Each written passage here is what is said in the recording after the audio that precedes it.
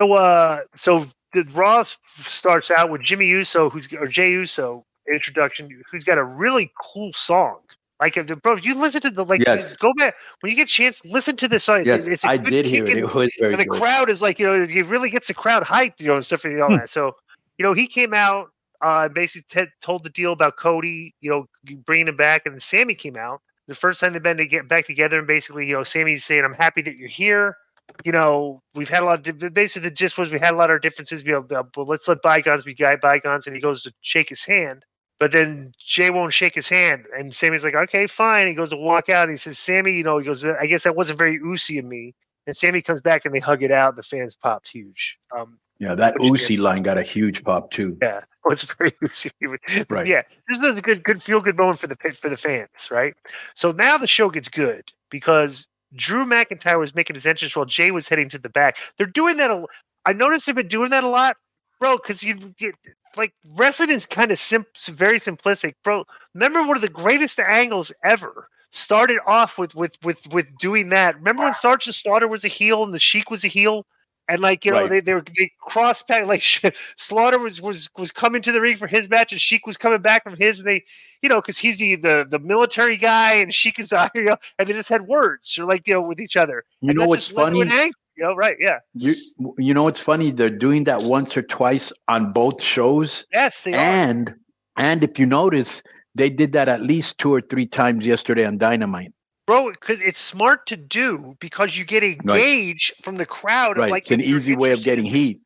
Right. See the interest in hey, what if we did these two guys together? So just right. So yeah. Like last week when Yeah. You're breaking up though. You're a little far away. Yeah. It's almost last week in London when Samoa Joe pushed MJF out of the way.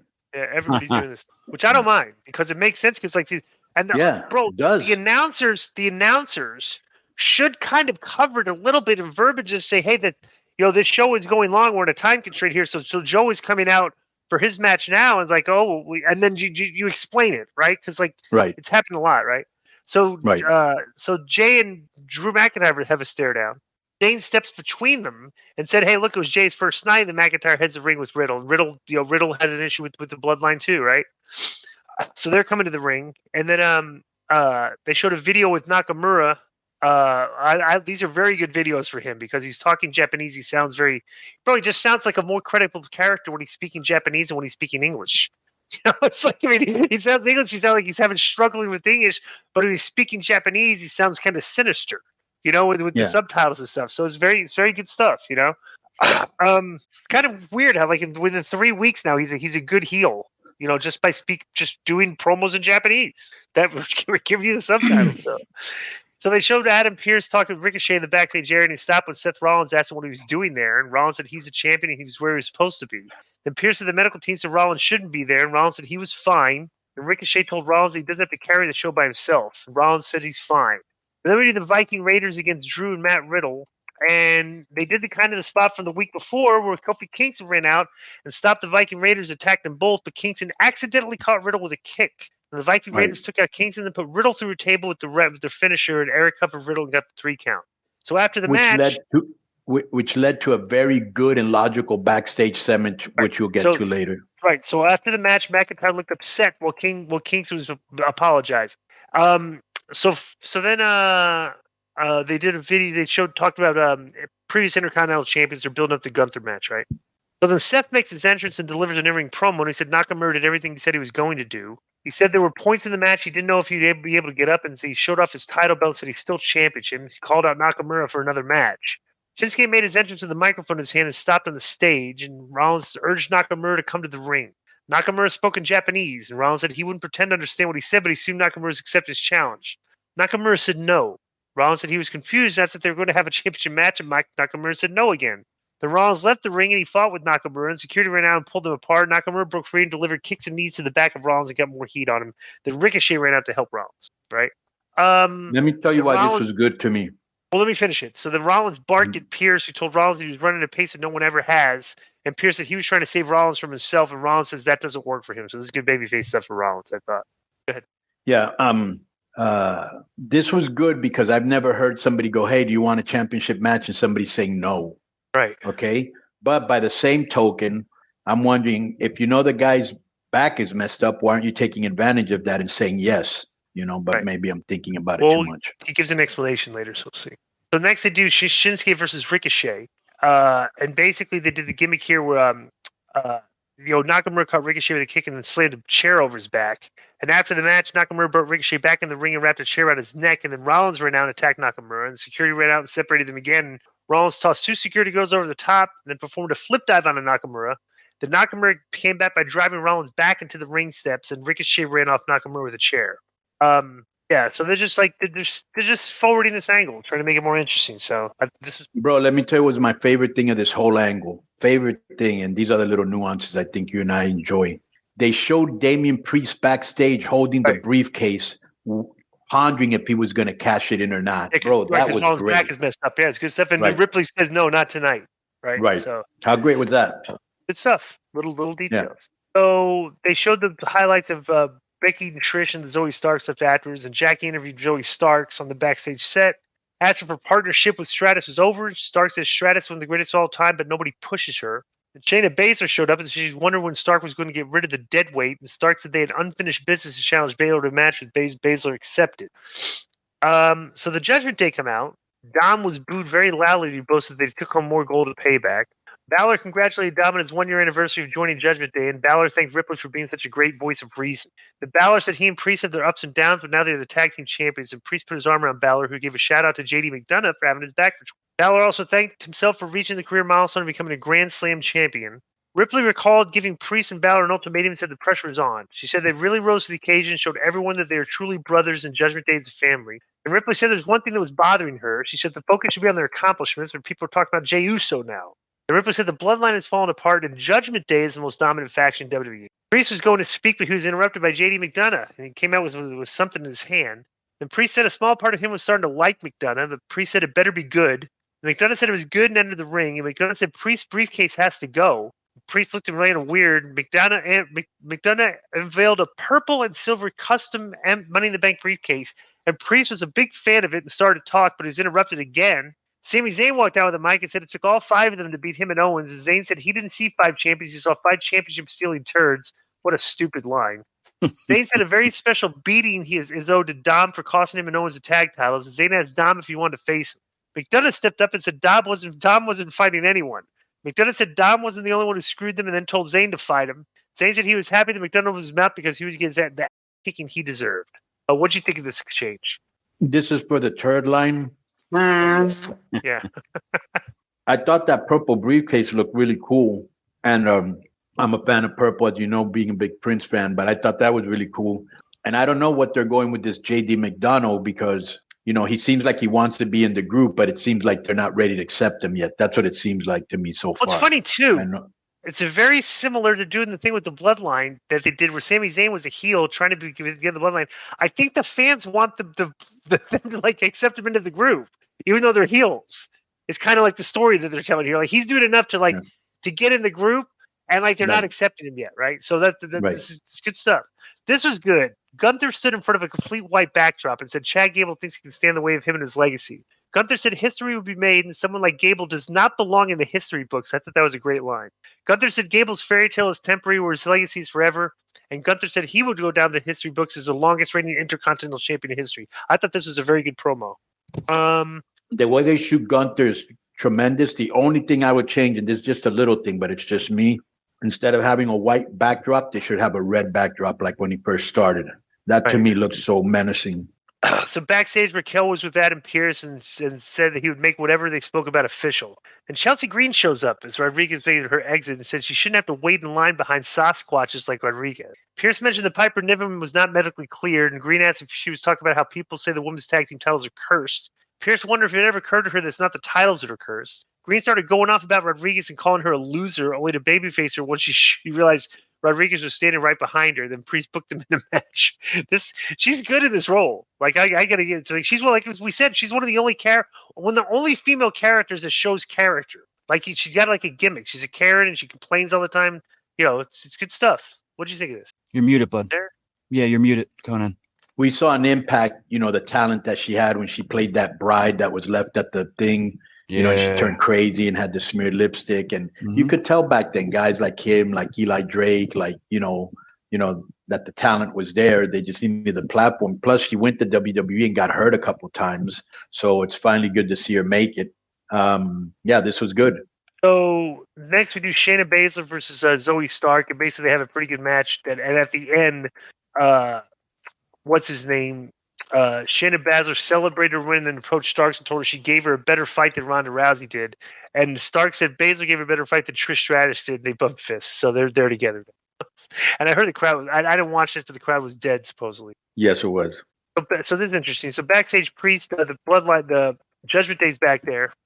And they were speaking about McDonagh. Baszler said it might be time to bring him into the group officially. Priest said he thinks he still needs to prove himself more, and Baszler said they may not be tag team champions if it wasn't for him. Dom said he'd be cool with whatever the others decided. Then Ripley said they should wait and see how he would do against Zayn. Then Priest and Baszler left, and Ripley told Dom that she needed to make sure that everything would go according to plan with McDonagh. So it's kind of weird how they're supposed to be all unified and everything, but they're kind of all of them working angles on each other now, Yeah. So that's good stuff though. So Raquel Rodriguez went out and squashed Chelsea Green in a minute. And she took the mic and said she spoke with Adam Pearce about the actions of Ripley and Dom at Payback and said she was getting her rematch and Dom would be barred from ringside. She said she would see Ripley next week for the belt.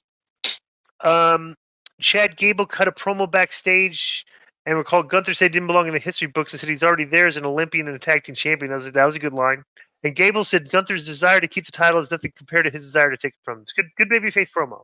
Yep. Which made sense. I like it when they reference what the other guys say in the promo too. So this was good. Drew McIntyre is backstage, calling for Kofi. Then Matt Riddle told him to calm down, and McIntyre vented about Jey Uso showing up, and it said he would give him a pass, but he would be watching, and if he screws up, he'll take it up with Cody Rhodes, who brought Jey to Raw. So he's like, this is good stuff because, he's saying, if Jey Uso screws us again, Cody's got problems with me, right? Right. Then Kingston showed up and apologized for costing McIntyre and Riddle the tornado tag match, and McIntyre kind of sees through the insincerity here and said he didn't think it was a coincidence that Kingston took out Riddle a week after he accidentally took out Woods, and McIntyre said he would keep his eyes open just in case any more accidents happen, and Kingston told Riddle to talk to his boy. This is a good exchange. That was great.